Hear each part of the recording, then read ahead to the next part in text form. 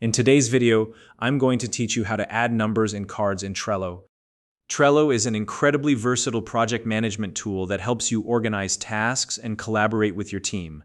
One of its many powerful features is the ability to add custom fields to your cards, which can be used to track numerical data like budgets, progress, or any other figures essential to your workflow.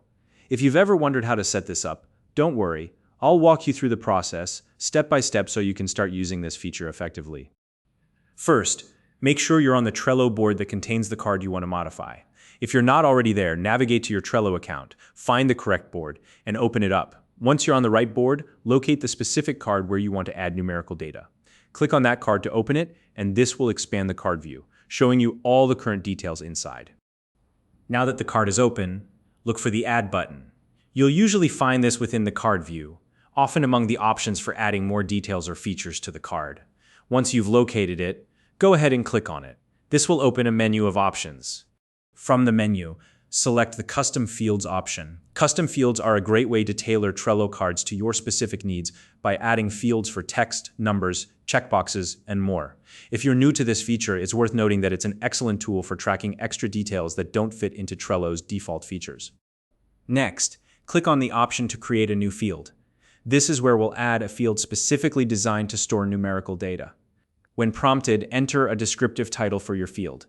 The title should reflect the type of numerical information you want to track, for example, budget, hours worked, or completion percentage. Choose something clear and specific so it's obvious what the field is for when you or your team view it later. After naming the field, it's time to set the field type.